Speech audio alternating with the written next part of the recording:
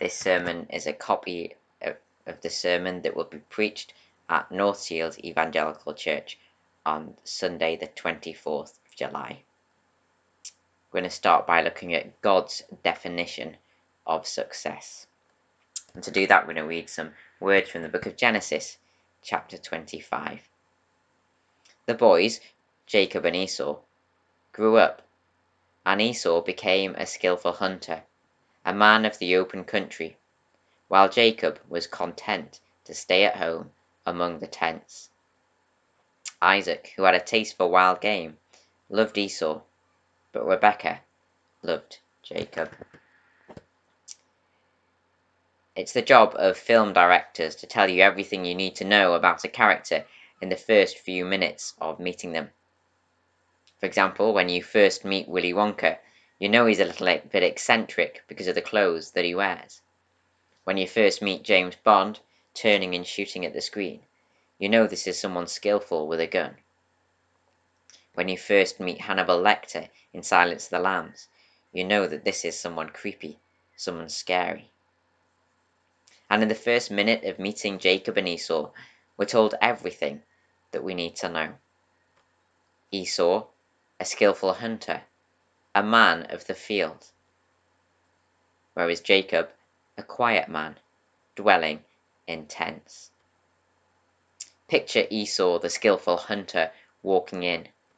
He's got Mike Tyson muscles.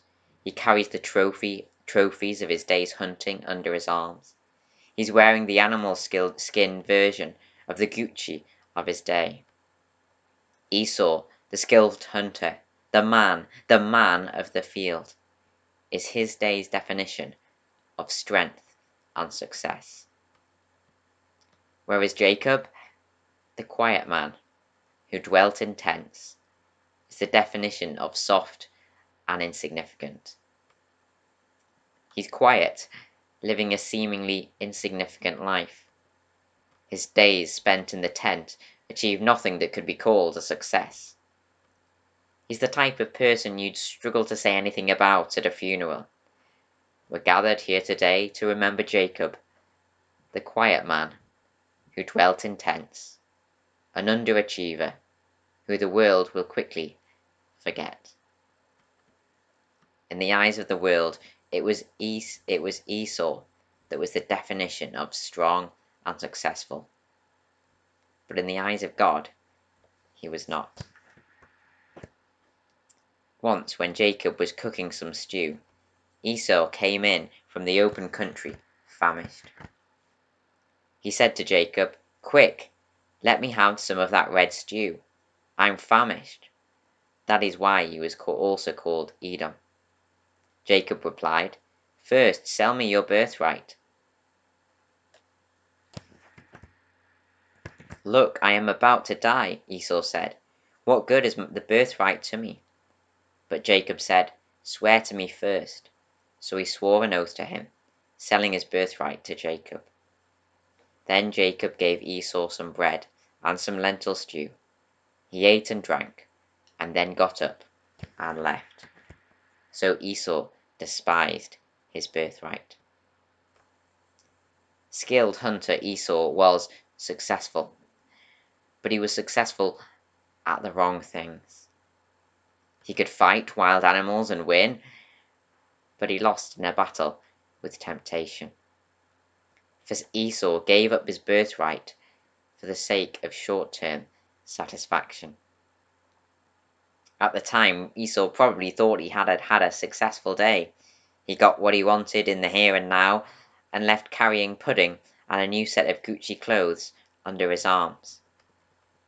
But several years later, he'd realized he got his priorities all wrong, for he'd chosen satisfaction in the here and now over long-term gain in the future.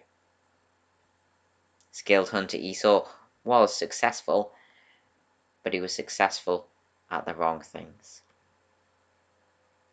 Now, what about you, and what about me? Does your life contain anything that might be called successful? Well, no need to apologize if it does. Simply watch out that you don't succeed in one area of life at the expense of those areas that matter more. For example, you might be able to boast that you're always busy, but never have time for God and for prayer. You might be in favor at work, but your Christian morals might show much to be desired. You might live the life that is the envy of others, but only by compromising on your Christian integrity. Your house might be full of things that the world considers desirable, but eternally significant priorities might get ignored. You might have loads of free time, but only because you say no to using your time sacrificially. We all face the same danger as Esau, being successful at the wrong things. Alternatively, you might be more like Jacob, a quiet individual whose life lacks that the world would describe as significant. But one thing Jacob had in his favor was this: the thing that God valued was significant to him. Genesis chapters 12 to 24 are all about God's promise to Abraham. God's promise to Abraham. God's promise to Abraham. That's the reoccurring theme of these chapters. What we learn in these verses is that Jacob wanted his life to be centered around this promise too. Put very simply, what was important to God was important to Jacob. And according to God, that type of life is the definition of success. For example, a life where prayer is important. It won't win you any awards, it might also go unnoticed. But according to God, a life devoted to prayer is significant. Or a life of integrity. Showing integrity in the small things will make your life harder. You'll probably find yourself wondering why you bother. But according to God, these little acts of obedience are significant to Him.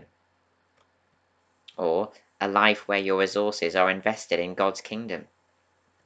If you live sacrificially, selflessly, with a focus on the things of God, the things that God values, well, your life will probably be reviewed by most as undesirable, bland, a waste of a life.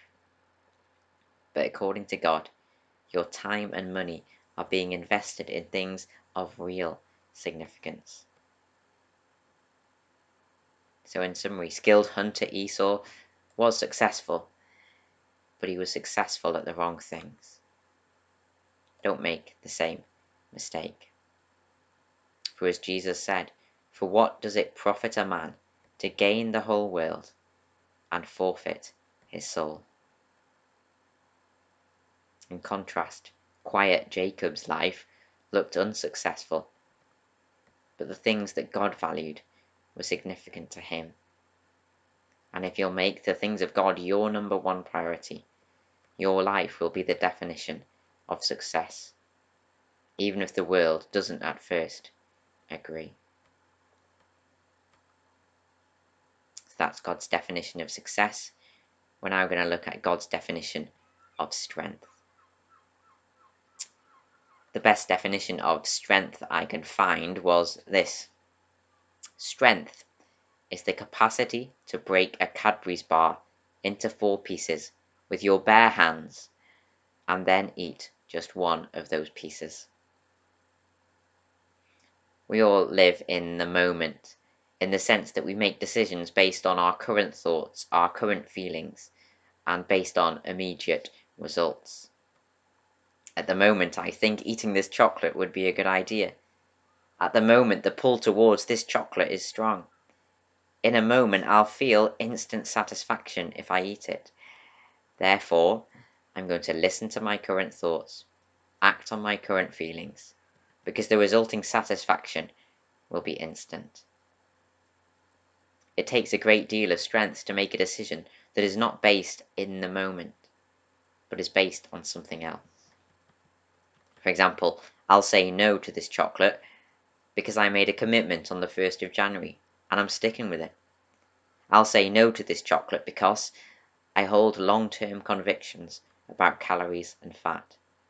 I'll say no to this chocolate because I want to fit into these trousers in a year's time. These verses teach us that God's people have to be more than in the moment, 24-hour people. Reading verse 29 to 34. Once, when Jacob was cooking some stew, Esau came in from the open country, famished. He said to Jacob, "Quick, let me have some of that red stew. I'm famished." That is why he was called Edom. Jacob replied, "First, sell me your birthright." "Look, I am about to die," Esau said. "What good is the birthright to me?" But Jacob said, "Swear to me first." So he swore an oath to him, selling his birthright to Jacob. Then Jacob gave Esau some bread and some lentil stew. He ate and drank, and then got up and left. So Esau despised his birthright. In this time and culture, the firstborn son would inherit what belonged to their father. That's why God's promise to Abraham was passed on to Isaac, his firstborn son. That's why the birthright talked about in this passage was such a big deal. For the descendants of Abraham would get to share in being God's chosen people, and all the good that would result. Now this might all seem a little distant and irrelevant to you and I who live thousands of years later. But what you need to understand is that both Jacob and Esau believed similar things about God's promises to Abraham. Both believed that God promised good things. Both believed that God had shown his trustworthiness in the past. But Esau's convictions were no stronger than his thoughts and feelings in that 24 hours. Pulling Esau in one direction was his beliefs about God's promises. Pulling Esau in the other direction was the current thoughts and feelings running around his head. I'm exhausted. I want food. I want immediate satisfaction. And the stronger of these pulls won. Esau may have believed that Esau may have believed that God's promises were important, but in this 24 hours, he shows that he was convinced something else was much more important. This food will satisfy me now. The benefits of my birthright, well, they're a long way away. This feels like the most important thing at this moment. Right now, everything is telling me to do this. Esau may have believed God promised great things in the future, but instead he chose satisfaction in the here and in the now. And later passages in Genesis show us that this was not just a one-off lapse. So what can I learn from this? What can you learn from this? Well, if you are a Christian, you need to know that your convictions have to be stronger than the thoughts and feelings you'll experience in the next 24 hours. On Monday, living as a Christian might not feel like such a good idea. Tomorrow, what you heard today at church will be argued out by what you watch on the TV. In 24 hours, any spiritual high you've got from God's word or from the songs that you sing will have quickly disappeared. In 24 hours, living the Christian life won't seem the most appealing choice. During these moments, you and I cannot magic a strong faith out of nowhere. That's why our faith must be regularly fed. Reading from Psalm 19. The law of the Lord is perfect, refreshing the soul. The statutes of the Lord are trustworthy, making wise the simple. The precepts of the Lord are right, giving joy to the heart. The commands of the Lord are radiant, giving light to the eyes. A daily diet of God's word, which points us to God's truth, God's faithfulness. Well, a daily diet of God's word is essential. Otherwise, the thoughts and feelings that we're feeling in the here and now will almost always win. This passage also reminds us that our fuel as Christians must be our faith and not our feelings. For example, I felt this way on Sunday, but I'm not feeling it now. God's word pulls me in this direction, but my feelings pull me towards something else. We are all 24-hour people, even if we like it or not. We're all pulled in the direction of our current state of mind. Our desires pull us in the direction of temptation. Discouragement pulls us in the direction of giving up. Different emotions pull us in different directions all the time, sometimes towards faith and sometimes towards doubt. So if we're to survive as Christians, we constantly need things to build up our faith. We need to do things to build up the faith of other believers. As it says in Hebrews, encourage one another daily, as long as it is called today. We need to do things to build up our own faith. As it says in Hebrews, let us consider how we may spur one another on toward love and good deeds, not giving up meeting together, as some are in the habit of doing, but encouraging one another, and all the more as you see the day approaching. And in Philippians, brothers and sisters, whatever is true, whatever is noble, whatever is right, whatever is pure, whatever is lovely, whatever is admirable, if anything is excellent or praiseworthy, think about such things. To survive as a Christian, we need to be doing things regularly to build up our faith, so that we don't always just act on our thoughts and feelings in the here and now. And to survive as a Christian, you and I have to be focused on something more than immediate results. For example, faith is costing me now, but the rewards seem so far away. Sin results in immediate satisfaction, whereas obedience makes my life immediately harder. It's hard to choose a path of life where the rewards seem so far away. That's why we need to keep ourselves focused on the promises that God will one day fulfill. As it says in the book of Hebrews, you need to persevere, so that when you have done the will of God, you'll receive what he has promised. For in just a little while he who is coming will come and will not delay.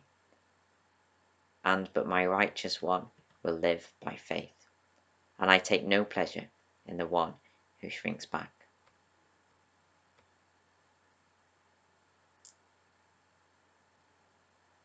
We're reminded of the need for perseverance in the verses that follow. For the verses describing Esau's fleeting 24-hour faith are followed by these verses about the long-lasting faith of Isaac. Reading Genesis chapter 26.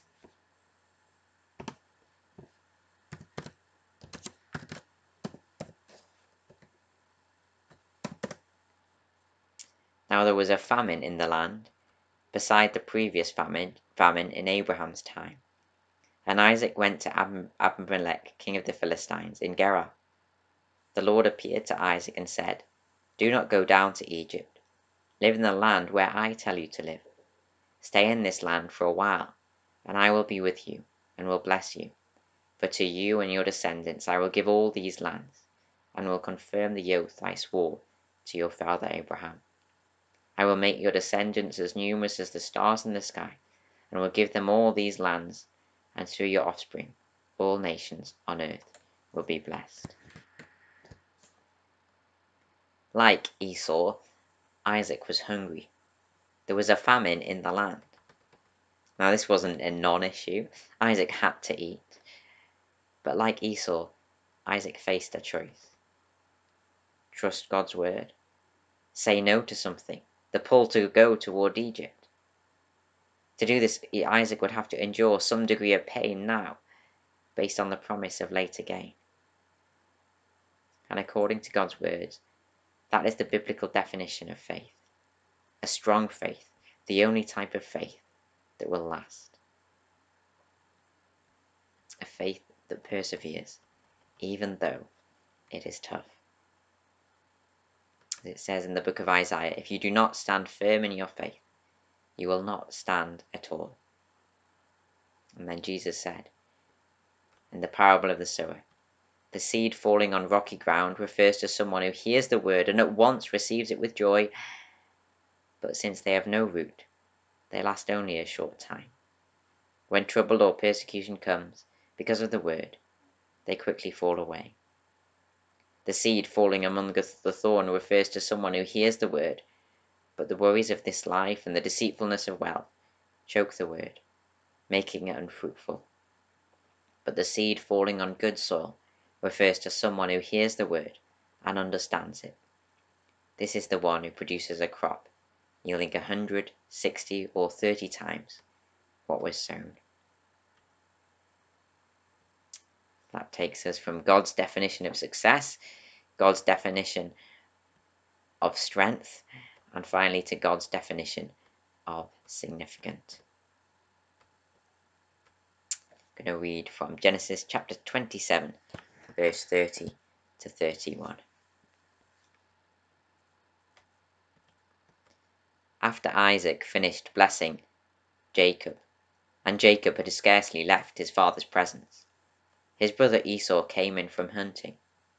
He too prepared some tasty food, and brought it to his father. Then he said to him, "My father, please sit up and eat some of my game, so that you will give me your blessing."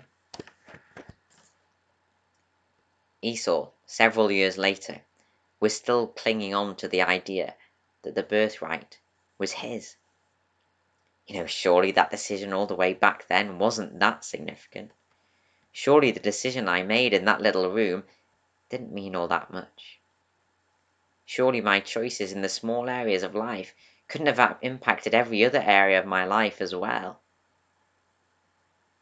Esau learned that this small, seemingly insignificant decision he made to sell his birthright for a single meal. He learned that the hard way that small, seemingly insignificant choices can have a big and significant impact. But as sinners, we cling on to the idea that the opposite is true. For example, if I compromise in this area of life, there won't be any impact.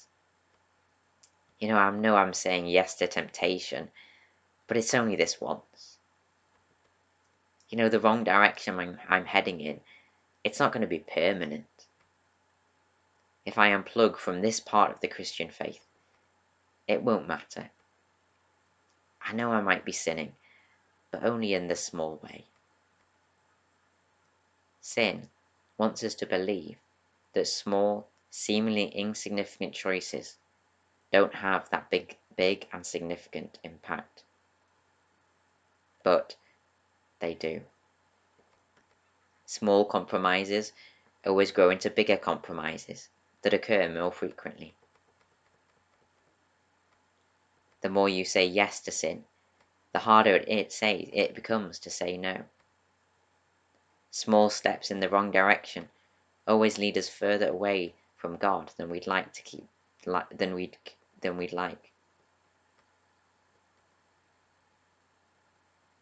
And yet we still want to believe that small steps in the wrong direction won't have any impact.